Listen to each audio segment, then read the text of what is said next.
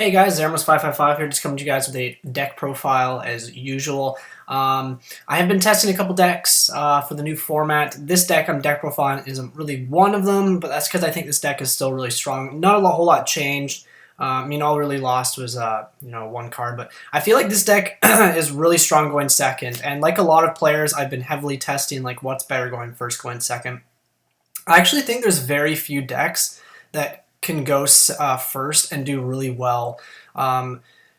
Just because like losing the extra card is basically like losing, you're -1 right off the bat.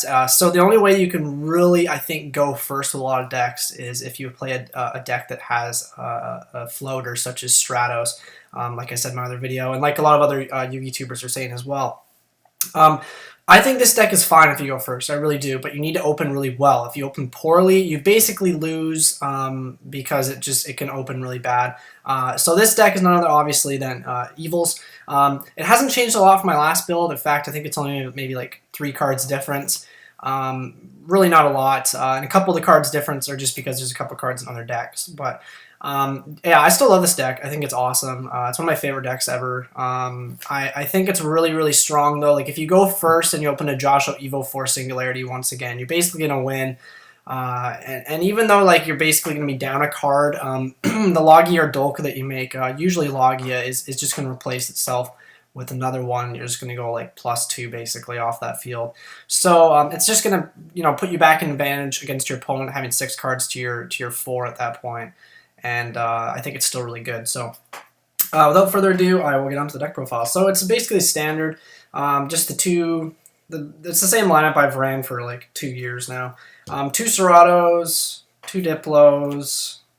I used to run 3 Ceratos, as you guys know, but it was too cloggy, so I dropped it down. I've always ran 3 Vulcano, though. I still think I'm one of the first people who actually was running 3. A lot of people were just running 2 because they thought it clogged. I always said 3 was the best way to go. It's the best Evolsaur. It's actually, I think if you draw it, it's the best Evolsaur too, because once again, it gets under Bottomless, which is really important. So that's it for the Evolsaurs. You don't run anything else. Definitely don't run Darwino. The 3 Westlo, I think this is okay. Like, the one problem with this deck is my same issue with Gear right now. Sorry, itchy foot. Is that if you go first and you open up Westlo and you just set it, your opponent will usually know what it is if you search it out. But the biggest issue, much like Yurgia, the biggest issue is that you have to wait till turn 3 to actually do anything, and then you have to also worry that your opponent might pop your Westlo. There's a lot of destruction in the game right now, so that's really highly, plausible. But if you go second, it's still not very good either, because like your opponent's got to go first. They're only at 5 cards. You draw to 6. You have to set your Westlo. But excuse me, the one thing is you're going to basically have more protection for that Westlo. So I still think that going second with this deck is better, regardless of how you open. And with a lot of decks I've been testing, I just feel like going second is better overall. The only decks I actually have where I think going first is better is Constellars. And that, once again, is a deck that has a floater, though I'm only running 1 Sheraton, but it's the fact that you want to get like a big, your boss monster in the field as soon as possible. This deck doesn't really need to do that. I find like Evil is the really cool thing about it, especially with Najasho, and you do have to run 3. I think that if you open like Najasho Evo-Force and your opponent has back rows and stuff, I actually find you're in a better position rather than just like playing the Najasho Evo-Force, because you can potentially plus off your Diplos, especially if your opponent doesn't have any like really good chainable traps. And if they have like a Compulsory set or something like that, and you hit the Compulsory and then chain the Evolsaur back to your hand, you don't really go minus off that. You don't, like, you're still going to be, plussing off of it. And I think in that sense, like, I still feel like you need to run 3 Najasho. So I've bumped this down to 2. I've tried out like Lagasutro. You need to run 3 of this. Like, you open Evo-Force Najasho, like, this guy gets your plays going. He's so strong, and it just adds more consistency to the deck. And I think consistency is really important. A lot of people don't like 3 because they say that, like, if you draw, like, 2 of them, it sucks. But I really don't think that's a huge issue. Like, you want to draw the card. And I'm running Blaster now. Again, I keep going back and forth with it, but I think you have to run it.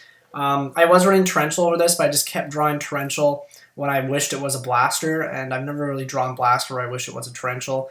Because this deck does need field presence, and I feel like it's very similar to Samurai, although it's much better. Whereas Blaster is super good in here, because you can always banish like your dead stuff late game, special Blaster, and you got a nice 2000 beater, and you can really put pressure on the board. So that's 13 monsters. 3 Evo-Force, not say anything about that. That's your power card. You have to just run 3. I saw some derpy build on here running 2. The guy's like, oh yeah, I kept drawing them dead, and it's just like, dude, why? 3 Diversity. You have to run 3 of that as well. I've never seen anyone run less than that. 2 Pot of Dualities. I think 3 is way too many. 2 Cloggy. I would never run 3. I think 2 is just that perfect number. 1's not enough. I'm running 2 Enemy Controller. I'm not a huge fan of this card, but I think because you're running 3 Najasho, it just adds consistency. There's some actually really cool plays you can do with it as well, which I really like. And it is defensive as well, and it helps you get over those big attack position monsters and stuff. I am running the 2 Lances, just helps with your plays. I am still running 2 MSTs. I may cut something in the trap line. I was thinking about dropping Fiendish Chain down to 2 because it's not that good to open anymore, and run a 3rd MST, but we'll see how it's going. I think 2 is still fine. This deck doesn't really have a huge problem with monster effects, and it doesn't have too bad of a problem with back row because of Diplo and Logia. And I think that's why it's really good, because it's got like a good balance of like stopping monster effects and whatnot. It just has a problem getting over bigger monsters, which has always been, excuse me, the issue with the deck. 1 Book of Moon. I do not run Dark Hole. I've seen a couple builds running it, and I don't think that's very good. 3 Evo-Singularity. This card is broken. That's all I'm going to say. It is the best card in the deck. I've seen some people cutting that down to 2 as well, because they say you open it, it's dead. That's bad. Don't do that. Don't listen to those people. They try to give the logic behind it. Ignore them. You need to run 3 this card. It's the best card in the deck. It wins games just by itself. It's huge. 3 Fiendish Chain. I still like this card. I think it's better than Breakthrough Skill, personally. Especially because Hat's going to be losing a little bit of popularity. I really don't think Hat's that great. Now that they can't open 6 if they go first. The thing with Hat, though, is they do have a excuse me, they have a floater with Vermilio. And the fire hands can give them a lot of advantage, but I feel like the deck's a bit too easy to play around. So now I was running 2 D-Prisons. I bumped it out, and I'm running 2 Mirror Force instead. The D-Prisons are in a different deck.